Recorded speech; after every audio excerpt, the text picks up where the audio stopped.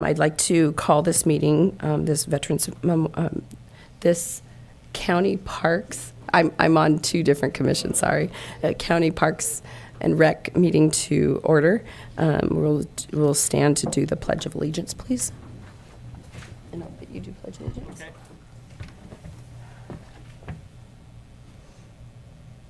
I pledge allegiance to the flag of the United States of America and to the republic for which it stands, one nation, under God, indivisible, with liberty and justice for all. Thank you. Thank you. I remember. You remembered it. Awesome. So we'll have the acknowledgement of posting.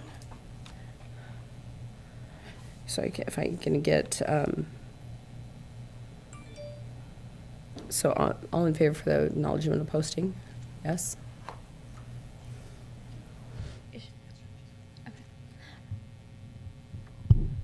Okay, so first I'm going to read the Zoom instructions. Okay, go ahead. So the San Benito County Parks and Recreation Commission welcomes your comments. Each individual speaker will be limited to a presentation total of 5 minutes.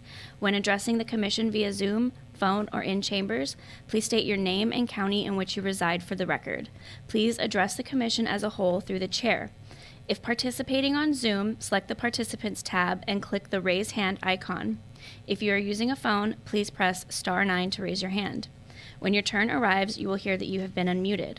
If participating in person in chambers, please complete a speaker card identifying the item you wish to speak and provide your completed card to the clerk prior to consideration of the item. Speaker cards are available on the table at the entrance. Okay. So we're going to do public comment next, or do we do certificate of posting? Do we have to vote for it? So I'll. So one of you guys have to motion to. Can I get a motion To to acknowledge the certificate of posting? You just have to. Can you speak into your microphone? First and a second is what I need. So first, Paul. Make a motion to acknowledge the certificate of posting. Second it. All in favor? Aye. Aye. Any opposed? Motion passed. We'll now have public comment. Opportunity to address the commission on items of interest not appearing on the agenda or not scheduled for hearing. No action may be taken unless provided by GC 56954. Point 2. Each speaker is limited to 5 minutes. I do not have any speaker cards in chambers, and I have no hands raised via Zoom.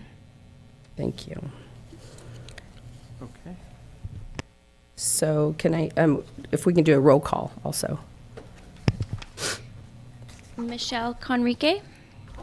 Here. Okay. C.R. Gonzalez. Here. Maria Spandry. Present?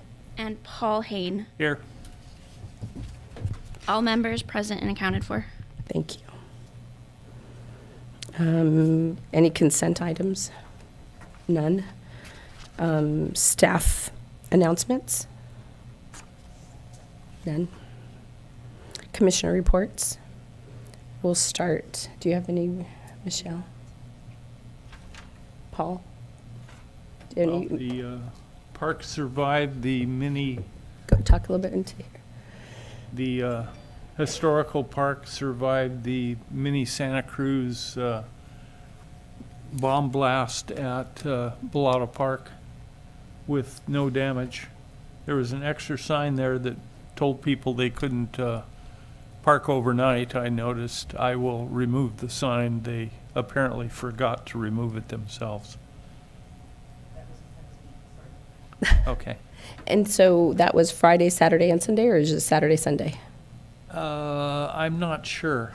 I avoided the scene. I believe it started Friday, and primarily the event was Saturday and Sunday that we're referring to, I believe so. Thank you. Anything? That's it. Do you have any reports? No? Okay.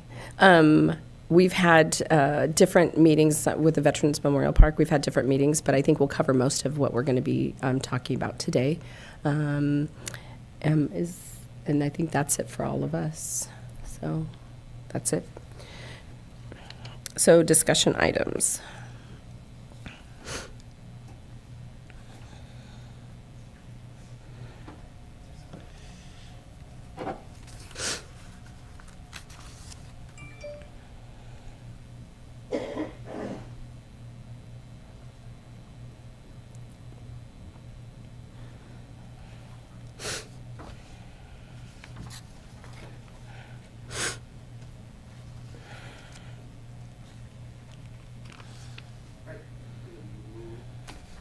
Good evening, commissioners and public. We do have some discussion items, and we actually hope to get some public comment on a couple of these items this evening. So first, we will start with item 8.1. And I kind of switched the slides a bit because I think we might hopefully have a little more public comment on the second portion of item 8.1. So during our last meeting, we discussed potential fee increases for park site rentals. And so what we've done tonight is simply highlight the kind of the summary of those discussions from our last meeting. The first regarding the Vets Park fee status, the current fees are rentals are $75 a site, and then deposit is $75 a site. If you clean up your site, you get your deposit returned to you. However, because generally speaking, the parks are sort of a public benefit, and they, like almost every agency, tend to, not be revenue neutral, so that our county actually has to make up the funding to sustain the parks, which is typical, again, for most agencies. But we do want to increase the fees a bit. And so last meeting, we discussed that the proposed rental fees would be $100 per site for Vets Park, and the deposit would be $100 per site. And jumping over to the historical park, current fees are $50 a site to rent, no deposits. And I'll get into discuss that in a moment. And the proposed fees, there was various numbers discussed, and I think the one we kind of landed on, the commissioners, was $100 per site. And the deposit, it was discussed perhaps to be $50 per site. However, just based on the scheduling of our maintenance folks, so what they do after Saturday and Sundays, the next morning, they'll go to Vets Park and look at the status of the cleanup of Vets Park. And since we only have one maintenance person to do that task, they are able to go to Vets Park and assess those sites and then assess the deposit amount. And that takes them a portion of the day. So then they move to the historical park. And by that time, things could have happened between sites a little bit later than a day. And talking to our staff and some of the historical park staff, the debris issues aren't as prevalent at historical park. I guess the birds actually tend to provide more challenges regarding debris because they withdraw some of the debris from the trash receptacles. So long story short, staff's recommending that there would not be any increase in deposit for the historical park sites, primarily because we can't monitor it, and secondly, because there doesn't seem to be quite as much of an issue. So the next step is to present these updated fees in an ordinance to the Board of Supervisors, unless the commission would like to make additional revisions to those fees. And so I will pause with that item unless you would like me to continue to the truck vendor discussion. So I was just wondering why we don't charge an admin fee. Because normally every place else has an admin fee. Even if it's like $25, it's just still processing paperwork, it's labor. So why are we not doing Okay, great suggestion.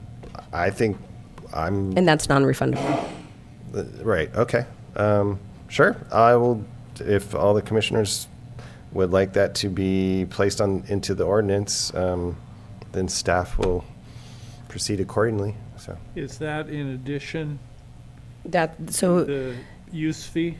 that would be addition to that's a non-refundable So you'll have your refundable deposit of $75 plus a $25 non-refundable fee for admin. Will So, that be for both historical and Vets Park? yes, Okay, for making the reservation for essentially? making the reservation. Okay. It still takes man hours. It still, I mean, at some point, we're not revenue generating, but because about how many reservations do we usually make? I mean, how many per year? We're- Is it booked every? We're booked pretty much every weekend, almost every site for now through the summer. We're getting booked up pretty fast. They're really popular sites, and that's great. The community is enjoying the parks. I don't know, I'm just thinking that, like for the historical park, that bumps it up to $75 a site. Actually, it'll be 125 because Or the commission, the 125. rental fee will be 100. So. I almost think that that is a bit much for the lower income people of our community. And how big are the And sites? I don't think we should be doing that to people. They should be able to enjoy their time at the park and not have to really dig into their wallets as much. And as far as the trash cans, I know for my feed buckets for my chickens, I've built some rather heavy out of 3/4-inch plywood caps for them, and that keeps the animals out. And that might actually fairly cheaply help a lot of the trash from blowing out and save on maintenance fees. Any other comments? What if you change it to, what if you do a non-refundable deposit, $25? That's what I was, a non-refundable $25. Yeah, but just, on here, it looks like, at the end. But you get $100 back. I mean, so it's just really costing them $25. It's really, I mean, they're renting it, but they get the deposit back. They get everything back but the $25.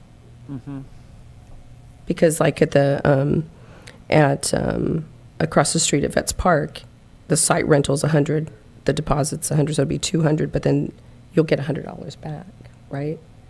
I just know that nothing's free, and unfortunately, people will know that. And in order for us to continue, I mean, if you look at the status of our parks, we need all of the income that we could possibly get. I mean, everything has always been generated around you're not revenue generated.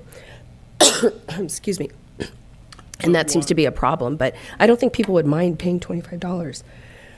And if I may, if before the commissioners make a determination, perhaps we could open up to public comment for this part of the item. So. Yeah, I just wondered, why do we have parks? Do we do it to provide work for people who take care of parks or who make reservations, or do we do it for the public? Which I tend to think that the latter is the answer. So we'll open it up to public comment if anybody has any comments. If you have any public comment, please approach the podium. When addressing the commission, please state your name for the record, and you have 5 minutes.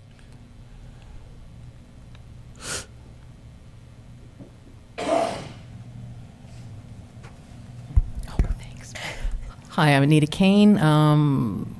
I like the idea, Paul's idea of the smaller opening for the garbage cans at the historic park. I think that would address the ravens getting in there and pulling the trash out.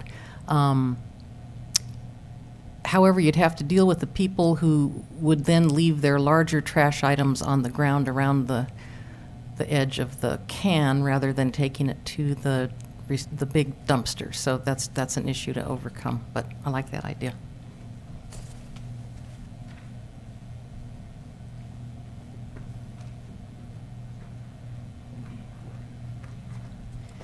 Hi, Tina Garza with the City of Hollister. Those are some good ideas. Some of our parks, when we purchase the containers, they have a lid that's on top of it where the animals could get into it, but then they're not pulling all the garbage out.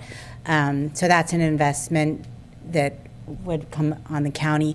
The admin fee just from personal experience, I wouldn't call it an admin fee because we get hounded when we say, oh, it's an admin fee.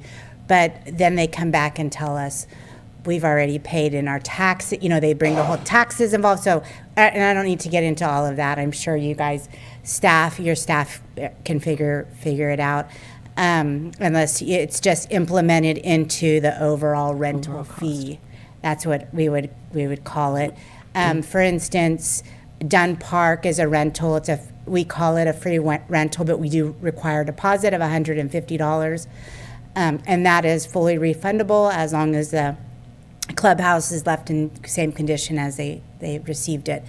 If there is if it's not clean, we call it a maintenance fee. So that's some language that we've since changed just from experience, because if you call it an admin, maintenance is more or less we're responsible for cleaning it. And I don't know whose pens these are, but that's just, those are my comments. Are these yours? They're mine. Thank you.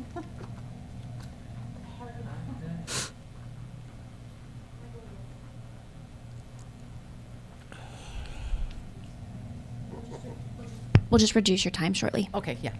So hi, Anita Kane again.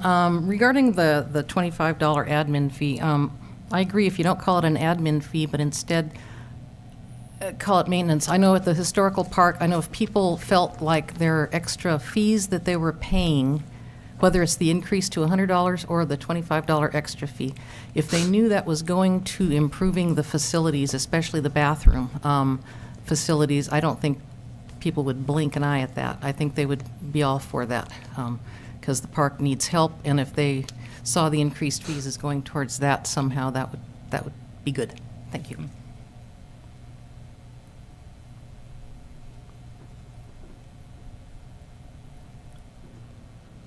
Any further comments? I just have one. When was the last time fees were raised? Or how long has it been, these fees been at this? Probably not in the last 4 years since Ariel, I don't know. Yeah. It's been a while. I think, the fees are somewhat nominal, whether it's, 100 or 75. It's a little bit more of instilling a degree of, kind of respect and ownership in the folks that are renting the sites. Because again, we're nowhere near even becoming revenue neutral. And I do think it's a good suggestion from the public to perhaps just if the commission decides on whatever number, just call it the proposed rental fee and maybe don't separate it as a maintenance fee. Just choose the amount that you think is appropriate and call it the rental fee. But How long does it actually take for the person who answers the phone to take the reservation and confirm it? So I would say on average between the time they rent, they pick up the fee, they pick up the keys, and then they return the keys, it's maybe 20 minutes total per site, approximately. So, yeah. That's if you, like at the historical park that I'm more familiar with, there's no keys, there's no, it's just, you have site 9.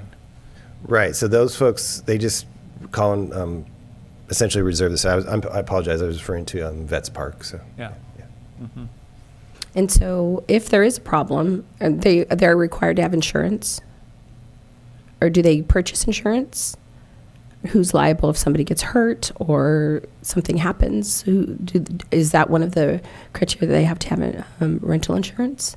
So the county is liable, and that's a great question. I've seen the form a bunch of times. I don't remember requiring insurance from them. So, but it's the county that's liable for the park. So, because from my experience in another position, I've always, if that one time that I have to have an insurance claim, it could range from 5 to 10 hours. So when I do have an admin fee, it's for that reason, is because it's the one that takes so many hours. And if you're limited on staff like we already are. And this just, I mean, the $25 doesn't have to say it has to be like an admin fee, but with everything going up, trash bags, I mean, everything that's going up, labor, increases in wages, medical, everything else, we're kind of shooting ourselves in the foot by not increasing fees when everything else is going up. And the expectation, I'm sure people would, I think they would understand that we'd have to increase the fee a little bit, and $25 isn't significant to where it's gonna, I don't think it'll turn somebody away from having, from making a reservation, but they would understand that this is, everything is costing so much. Water for the lawn, I mean, everything is costing so much more. So I just really think that if we want green grass, just saying, I don't know. So we're gonna, there's no other comments from the public. So did you need us to take action on that part, or you want to do the rest of the presentation? I can or? finish the presentation, and then we can revisit the fees if Okay. you so choose. And if we think the fees were updated approximately in 2017, to answer your question. The last time 2017. they were updated, yeah, 2017. So, all right. So we will discuss Part B of item number 1, and that is food truck vendor status. And what I have up on the screen, we'll actually be discussing a little bit later for those folks that are stakeholders in the leagues, whether they're league president, league manager, team, a coach. Hopefully there's a few folks here because after this meeting, we'll actually be discussing the parking lot layout revisions for Vets Park. And I'll talk about more in detail later in regards to that project. But back to food trucks and vendors. County staff's been made aware of some complications with some of our food truck vendors, specifically out at Vets Park. And so what I've done is I have kind of taken some excerpts from our current county code, which I'll just say for future use permits that will be issued to a vendor, any vendors, they have to comply with this code. And so this was modified slightly in 2022, perhaps because of this commission, but I highlighted a few items just for discussion. And so this is under code section 2502, 004 under temporary use permits. One of the requirements for food truck vendors that are issued a temporary use permit, they shall not be allowed to block vehicle circulation or emergency access. And then later in the code, the permit itself should designate the site plan for the placement of the food truck itself, the schedule of operation for each location, including days and hours, and each use permit for a food truck shall be valid for a period of up to 1 calendar year, starting on the day the permit is issued. And so that's how future temporary use permits will be issued for food truck vendors. And I hope those issuance of permits will help reduce some of the complications that may be occurring on site today. And so I'll pause there just for public comment on this item so staff can take note and see if there's any questions or comments on the food truck vendor use permits. So. If you would like to address this portion of the agenda, please approach the podium. When speaking to the commission, please state your name for the record, and you have 5 minutes.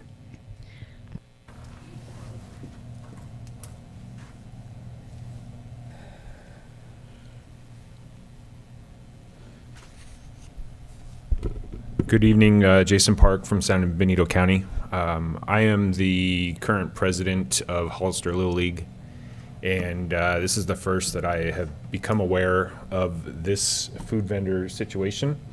I'm all for trying to create a situation in which we are helping the community out and providing opportunity for small businesses. My biggest concern for the plot that I just saw right now would be the amount of traffic that goes into that area, and that is basically a funnel and probably the most narrowest part in the whole parking lot. I would be concerned for safety of people that would be on foot in that area, and the fact that there is a ramp that goes up into that area that is completely blind for people that are driving into that area. It would also create what could be potential issues with the fact that we have a walkway directly in front and into the parking lot, and it is already a very heavily congested area as it is currently. And if you start putting food trucks, tables, anything of that nature, I think it would be even more of a problem. As it stands right now, the entrance and exit of the parking lot as it is already backed up. If you put that food vendor location where it is currently being suggested, I think it'll back up even further, and it'll create a situation in which you only have one exit through the parking lot. So I think that's another alternative that needs to be considered, in that it creates additional problems in that regard. So it'll create more congestion and traffic out on the street trying to get into the parking lot as well as getting out of the parking lot. The permit use itself, I don't have a problem with the 1-year permit use. But I think it would be something that agreeing to a permit for a 1-year basis, you would really need to consider what the long-term effect is on a situation like this. And I think that a 1-year plan would be a stretch at this point, and you should consider maybe doing a shorter term permit at first and then extending to a 1-year permit if that were to be considered. But again, overall, my primary objection to this project as a whole would be the location of it in the parking lot itself. Again, that is not to say that having vendor trucks in the parking lot is not a good idea. I just think it should be considered in an alternative area that is more convenient to everybody, including Hollister Heat, including Babe Ruth, and everybody that goes into that parking lot at any time. Thank you.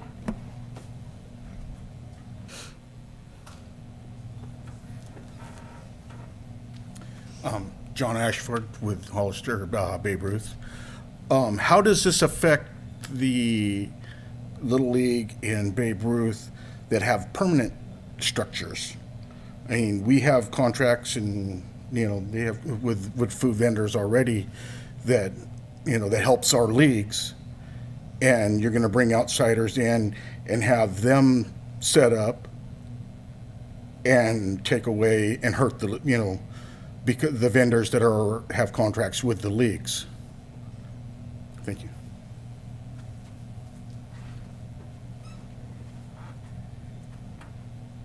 Any other public comment? It appears that there's no more public comment in chambers or via Zoom. So I do have a few things for me. So one of the things is, I think this should be I know other, like HDA, they have, and the city, I believe they do like an event invite.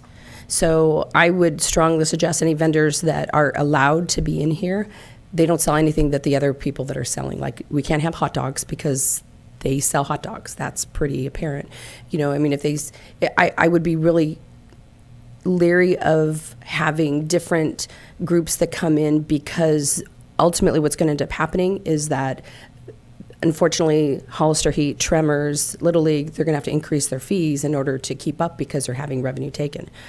With that said, they need to be fingerprinted. I think they need to be life scanned because they're dealing with youth. Everybody that deals with youth we're responsible. We're letting them in our park. They need to be fingerprinted. The other thing too is, so they need to be live scanned. They need to be invited. And then we also need to have each of the groups come together and say, what is a preferred vendor list? And the preferred vendor list will appease some of the concerns that you have, that these are the only people they're going to, and then you can maybe tailor around what you're going to sell so that you have something that's not being sold on in one of the vendors. Those things are going to be really important, because I don't want to take away from you guys. It's already very expensive to play softball and baseball and soccer. It's very expensive. And so you're taking, if we have to increase fees, that means kids aren't going to be able to play. So the other thing too is, what is the recourse if somebody goes and sets up and without approval? What's our recourse? What are we going to do? Are they going to have be banned for a certain period of time from coming out? Because it is not fair to all of these organizations that have put so much work and effort into their day-to-day lives out there, which they spend most of their lives out there during seasons, and somebody comes in and they're saying, you really shouldn't be here because you really shouldn't be here, and they're like, well, I could do whatever I want. So I understand having a specific location where they're supposed to be, but at some point, what is the recourse of failure to comply? So that somewhere in there has to be that too. By having a preferred list, these are the only people that are allowed in the park. And that's a preferred list that all of the groups came to agreements on. That's what I have. Anybody else? Yeah, Steve, can you bring me up to speed on, is this a daily thing? Like they come every day, or is there a set day of the week that all these vendors will be here, or how is that structured? So when the new permit is issued, it will be schedule of operation at each location, including days and hours. And something to consider is a few things. One, unlike maybe Riverview Regional Park, which we'll discuss in a moment, where we're leaning towards not having concessions, but Vets Park is different. Maybe this commission would decide that a temporary use permit for an event is the only way that the food truck vendor for Vets Park would be issued a permit. In other words, say the high school is having a carnival and you would like food truck vendors at that event, maybe that's the only event that food truck vendors are allowed. And maybe during the weekends when the kids are playing ball, or in the evenings, you don't allow food trucks. So something to consider. But to answer your question, Commissioner, for future permits, the operation at each location for days and hours is part of the permit. As far as recourse goes, on our form for the permits, the permit can be revoked at any time. It's on the permit application, or when we issue the permit, it can be revoked at the discretion of county staff, essentially. So that's one of the recourses. Obviously, if things really got out of hand, we would call the sheriffs or PD to come to the site. But yeah, something for your consideration. And regarding the Hollister Little League, just to kind of recap, after this meeting, we're actually going to have a workshop where folks can mark up some things and put a big X through, no food trucks here, those kind of things. If you want to wait till after the meeting, I hope a few of you are here for that as well. And we have our consultant here who helped design the layout, but we want your input just right after this meeting. So you'll be able to provide some more input on just the general layout. So I'll pause there.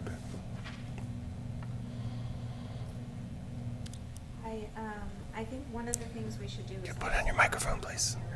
Can you turn on your mic? It's a little button down. It's a button right Just here. at the base of the, Can you? Is that better? Thank you. we can hear you. Perfect. I'm not sure with the permit use. I think a shorter permit term, like Jason suggested, would be good for starters. I think maybe a couple days out of the month where they can go in, or maybe like a Sunday or something. I'm not sure, but I know Vets Park doesn't necessarily always have the snack bars open when we're out there, and I do miss the food there. So maybe having vendors that aren't or don't have the sale of other foods there would be good. But with the permit process, are we double checking if they have insurance or not? Yes, those permits for temporary use permits, they are, and they actually have to process them through environmental health and safety for the food safety reasons as well. So yeah, that permit's a little bit different and just a little more paperwork, yes. So. Okay.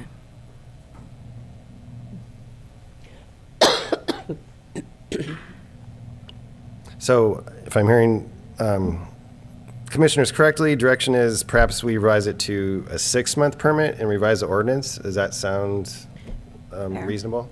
6 So we months? did have one, is it too late to do public comment? Because it's one of the shareholders that, No.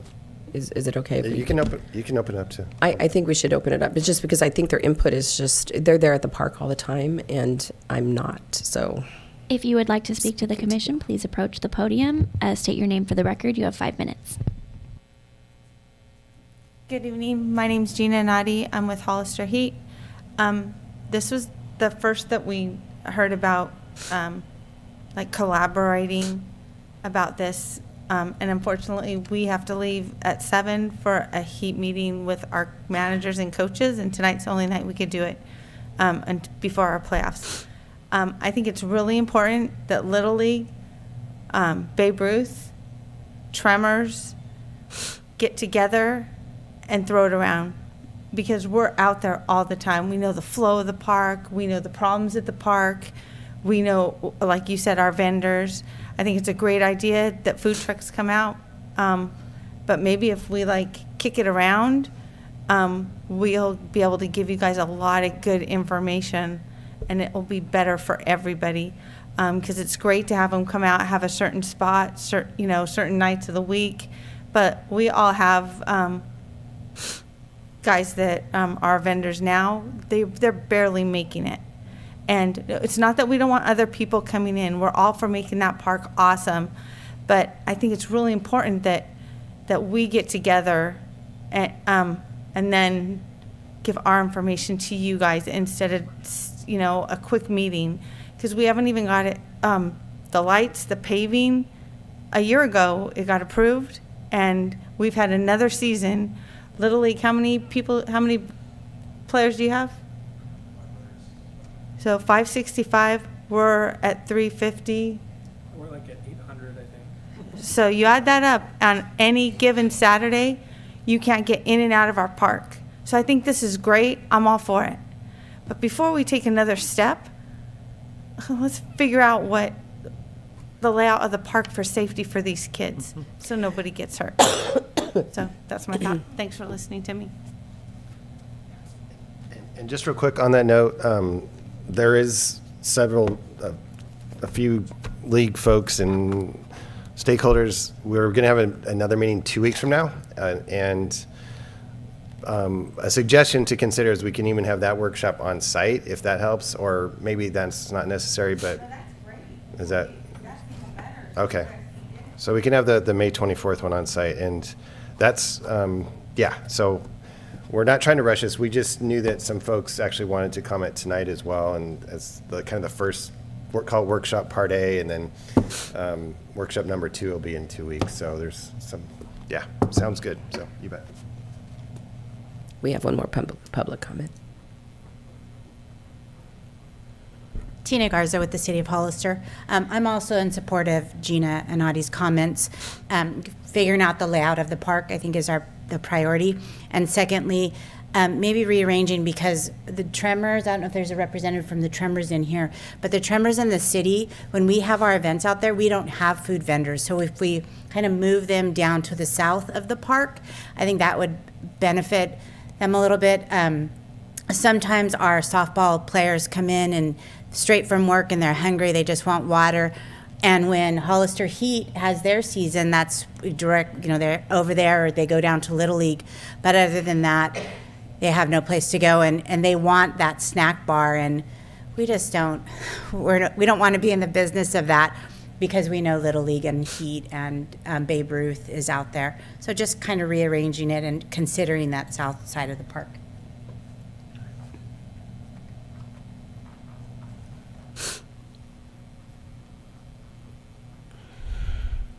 Hi, I'm Holly Forth. I'm the Vice President of Hollister Little League. Maybe we could just, like, we do our meeting and we discuss about the layout of the park and everything, and then you guys can discuss fees and stuff, because you kind of need to know where the location is before we need to worry about how much everything is going to cost and that kind of thing, because it's very important, like Gina was saying, for you guys to come out there and see how the layout is, see all the kids that are walking around, and just as Jason was saying, that's a terrible location. And we're not just saying that because it's in front of our park. It's also just, it's really clustered right there. I mean, if you just came out on a Saturday, any of you guys do it this weekend, or not this weekend, because this weekend's Carnival. So next weekend, come out on a Saturday, see how busy it is, between us and Heat and Babe Ruth. There's no room for people to be walking around in that parking lot. It scares us with what is there already. So just maybe if we could hold off on all the other stuff as far as that goes until we get to meet with him. Any other public comment?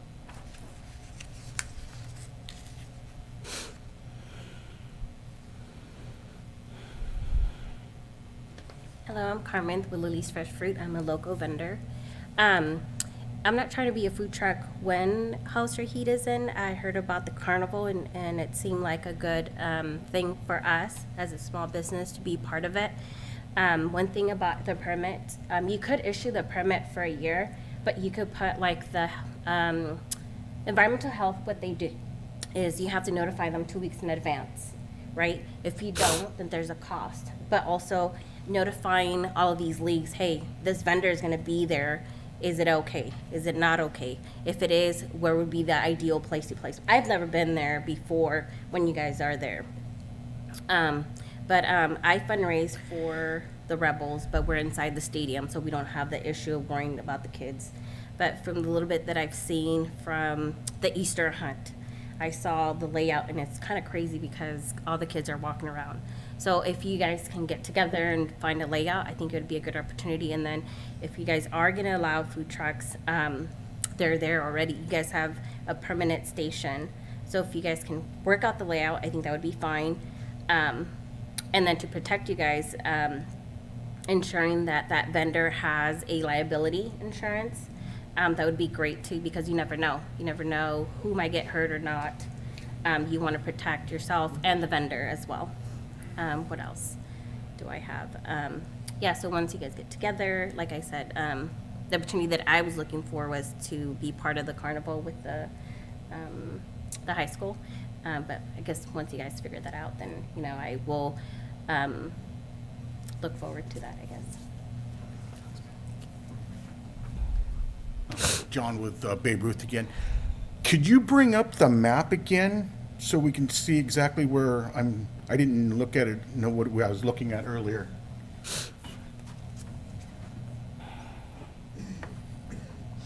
And so again, we're going to lay out a drawing on the table after this meeting and look at it together. But to address the request, let me go to a different slide here that shows that it's kind of hard to see, but that's the general layout. Again, we're going to kind of look through this right after this meeting, but the west, let's see, I'll say the left side of the layout is fairly similar to what exists today. The right's a little bit different. They're both modified a little bit, but but again, if we want specific comments on the layout, perhaps we can save them till after the meeting. We'll have a workshop. So.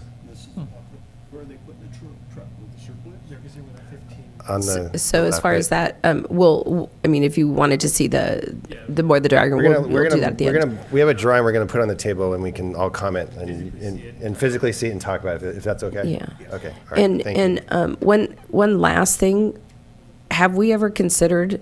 I'll wait for him to. I'm sorry. Was it? That's okay. So one thing that I know we're talking details, but this is a big ask. Every time that I've gone through there, having one entrance just makes me cringe. Because if in case of an emergency and we have one way in, is there any way out by Tremors to have another access, like having one way in and one way out? And the reason for that is because, perfect example is we have this carnival this weekend, and we have one way in. And if we need police response, one way in is making me crazy. One way out, one way in, it's really making me nervous. And we have that many parking lot. George Nava and I, when we had the first, when we did the first carnival there, we sat there from the time it opened to the time it ended. And people are so confused, not only because, well, there's big arrows on the ground, but they were so confused because it's out of the norm. So restriping is going to help, but we really need to have a separate entrance for emergency vehicles or whatever. It can't just be one bottleneck area. And so I think later, I mean, in the discussion, we really need to open up access a little bit further down by the skate park, just because we need another way in for emergency response. So. Noted. Sounds good. Anybody? Steve, had we looked at any other locations besides that one? For the access or? For the vending area? That it's very, so the vending is actually really conceptual, and it's really, this county wants input from the stakeholders on where and if you want the vendors, because we can modify the parking lot stalls and things to accommodate where it makes sense. Maybe it, is by the skate park or wherever these folks, the stakeholders want it. Yeah, so it's kind of conceptual at this point. And normally this is something that like Vets Park Commission will go through first, and then we'll bring it to, then it usually, because it's I'm not getting a little possessive, but it is Vets Park, and so we do have a commission for that. And so we work with the stakeholders, and I think that if we all work together, we could put something together. After this meeting, we had the stakeholders here, but I think we need to have a vendor. We need to start the flow on vendors, because River Parkway, we have the historical park, and we do. So we needed to have the conversation, because we've been trying to have that conversation with the Vets Park Commission, and to get everybody together has been difficult. But now that I see everybody's, we need to do it. But usually this starts off at the Vets Commission. So, but and yeah, even this topic, it did start there, and then I think, yeah, we want to get the stakeholders involved, and it'll Right. be an interaction with all of us. But yeah, so, and I think there is an additional public comment. yes.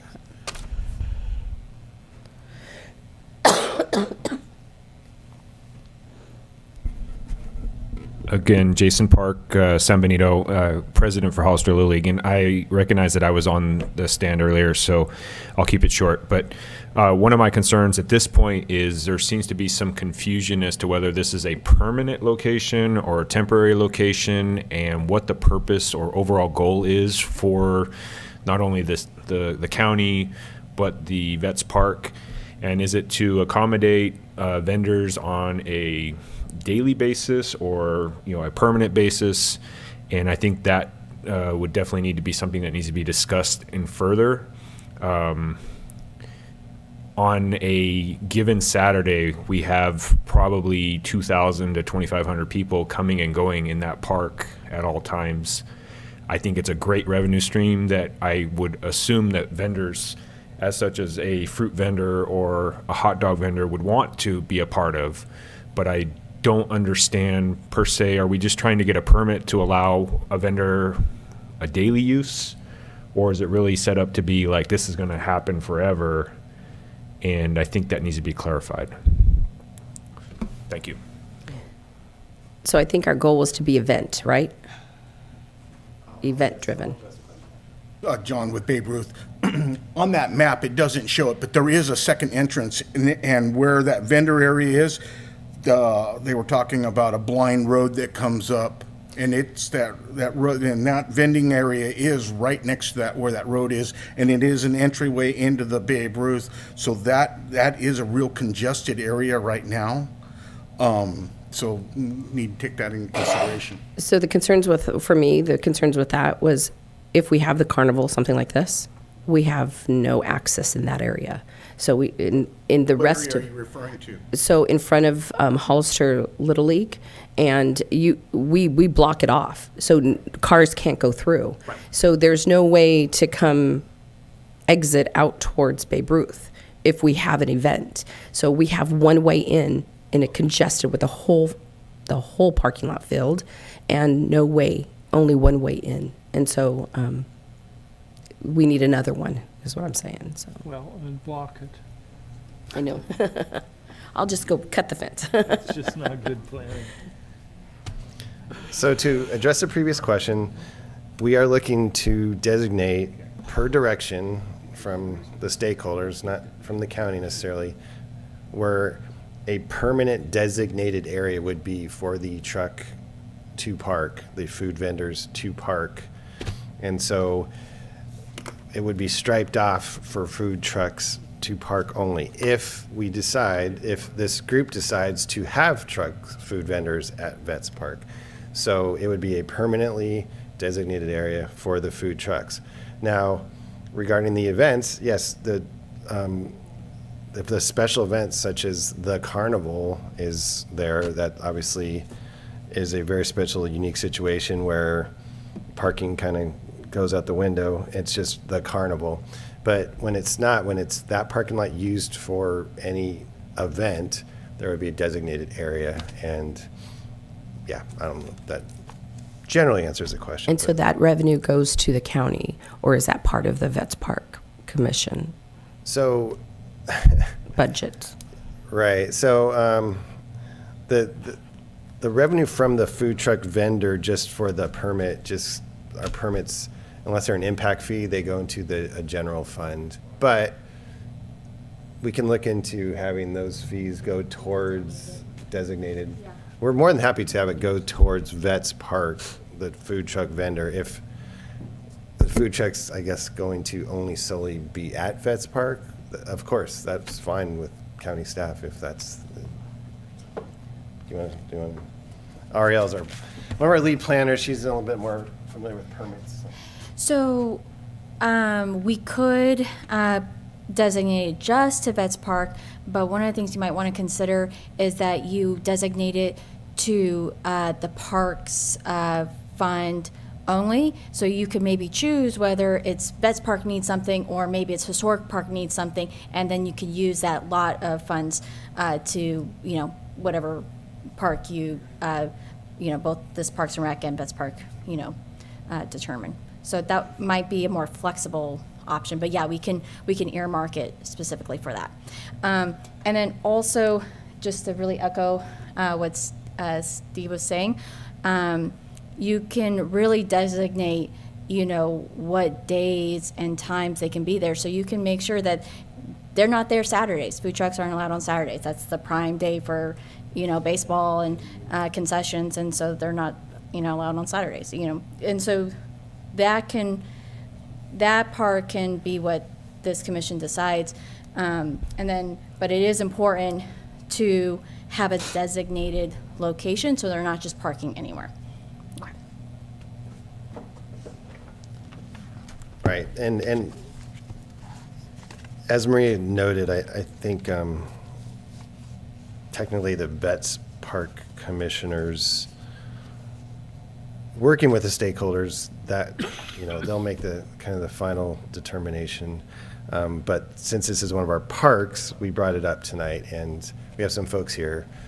Hopefully, sounds like there'll be a lot of healthy, good discussions in just a few minutes when we roll out the drawing, and so that's great. But real quick, was there a decision by the commission on the fees for Vets Park, Historical Park?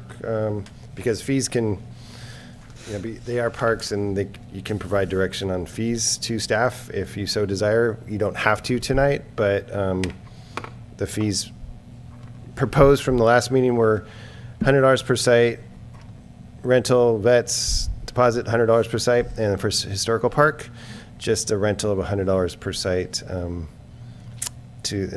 would be the proposed fees. And so I shall pause there for commissioner input. So. I'd make a motion that for the Vets Park fees, the proposed fees of $100 per site and a deposit of $100 per site be there. Well, it just for Vets Park.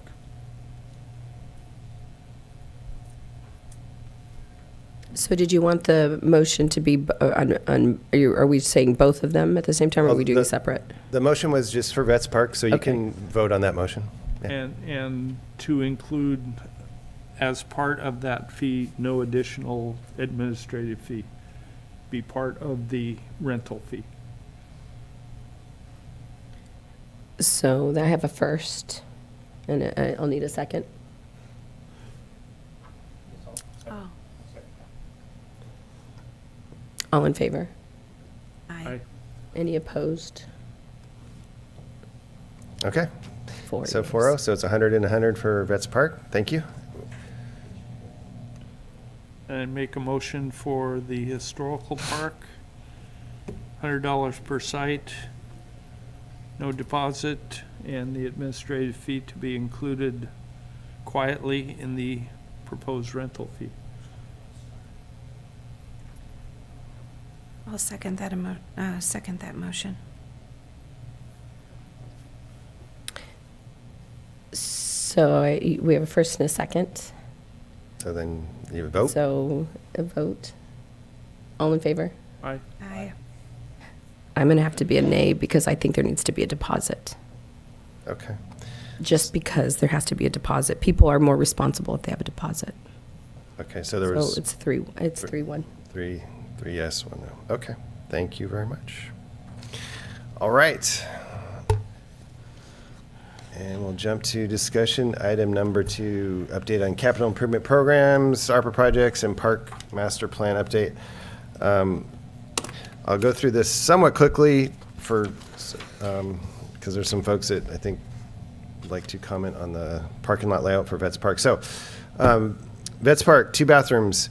We have received a second design check for the first Vets Park bathroom. I think after this meeting's completed, I'll talk about with some of the folks here on the larger bathroom, and we need to have a site visit to look at the larger bathroom and make sure we're on the same page for upgrades to that bathroom. For parking lot resurfacing, restriping, we've talked about that previously over the past few minutes. The goal is to begin construction in fall 2023. One of the reasons we're trying to have these 2 workshops tonight and then 2 weeks from tonight on site, it sounds like, which is a very good idea, is so that we can, proceed after the completion of the summer sports leagues and, work out that timing with the leagues and make sure we're not interfering with, their schedules. And then on the historical park, we did also receive the final construction drawings for the remodel of the existing bathroom. And it's primarily updating the bathroom to be ADA compliant, and it's taking out, essentially making some more room and space in that restroom, and then just upgrading the facilities inside there. So we're currently reviewing that internally. And once we get through that design, we actually were allocated funding for a brand new bathroom at Historical Park. And so that same architect will be engaged to work with us and install a new bathroom at the Historical Park, which is great. And the goal for just the remodel is to begin construction this winter. We'll talk some more about Vets Park layout later. Sunnyside Park. So county's reviewing the 3rd out of the 4th phase. Basically, we're at the 95% design. We're almost ready to have construction documents, which means we can go out to bid. And the goal for phase 1, which is near Sunnyside Estates, is to begin construction this fall. That's pending ordering of some playground equipment and things, but that area has been cleared environmentally. However, and I'll show you. So this is phase 1. I don't know if you're familiar, but there's kind of an open space area near Klamath, Sacramento, and we're going to have primarily access to the playground area there and some benches. And then as you head towards Hospital Road, that's where the sports court will be. And the county's still kind of thinking about shifting the location of that, maybe shifting it a little bit further towards San Benito River, which would be towards the left of the screen, westerly. So, but that's the general layout for that one. And then if we jump over to phase 2, which looks like we're gonna have to do a little more environmental analysis. It's across the street from Hospital Road. And so we probably won't begin construction of that till spring of 2024. And that also has its own playground area, picnic area, and a little play area. And there'll be access from the Riverview Estates, which is across the streets, to that park. And so we're also in the final stage of review for that project. Riverview Regional Park, we had a real good meeting on April 17th, a stakeholder meeting. Status of construction, we were ready to build the parking lot, but talking to our biologist, we have to do additional environmental protocols, so we cannot build the parking lot, which was phase 1 of the park. So we're doing kind of environmental analysis for the whole park at the same time, including that parking lot area, some additional analysis because of some critters that might be in that area. And so we hope to begin construction of both the parking lot and the overall park next summer, because we'll be done with the environmental analysis around spring of 2024.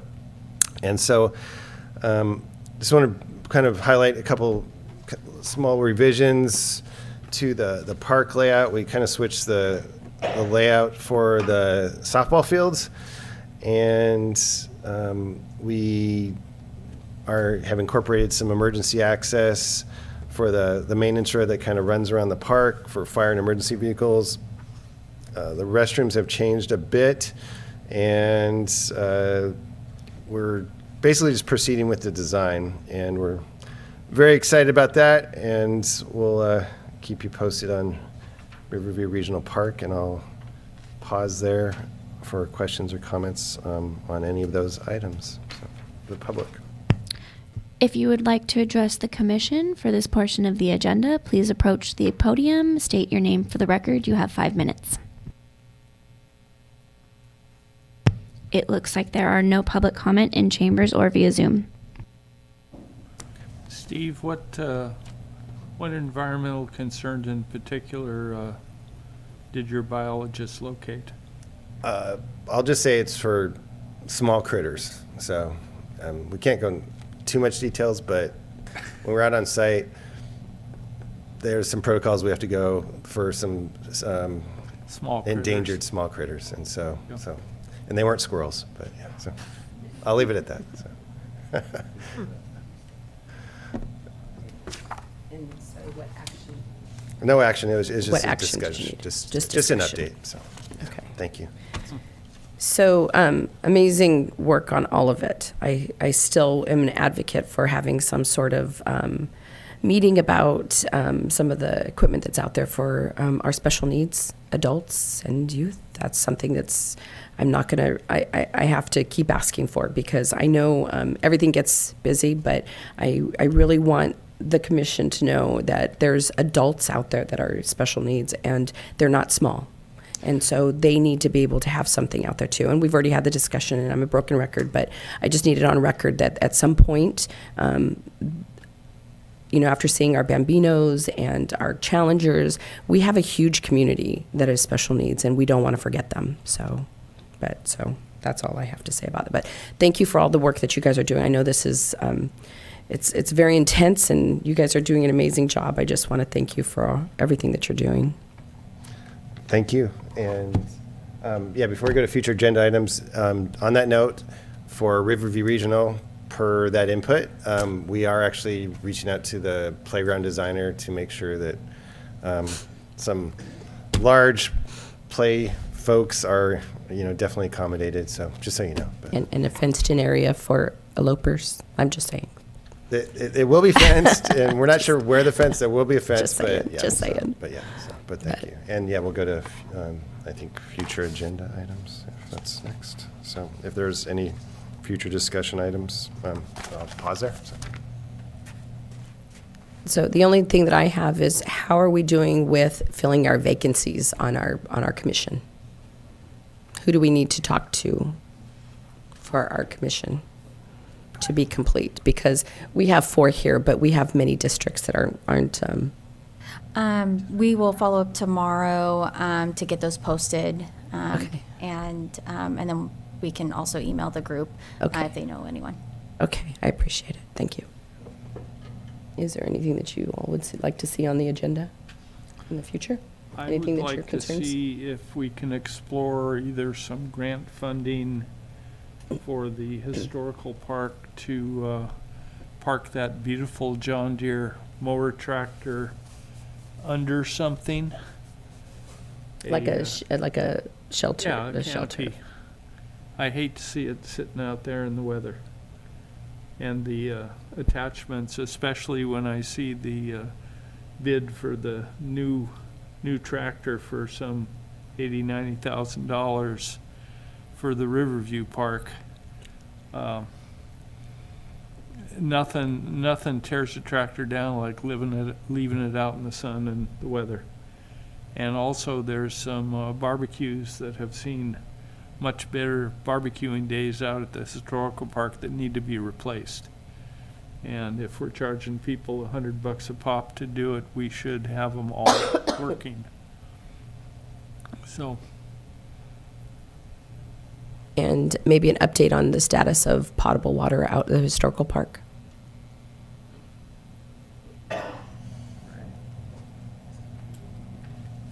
Anything else? Anything else? Okay, I think that's it. squeaky wheels. So you need to take a motion to adjourn the meeting? So I'd like to make a motion to adjourn. Need a first and a second. I will motion to adjourn. Second. I second it. All in favor? Aye. Aye. Opposed? Motion passes. At 6:39. Turn your Thank you. And for those that want to make comment on the parking lot layout,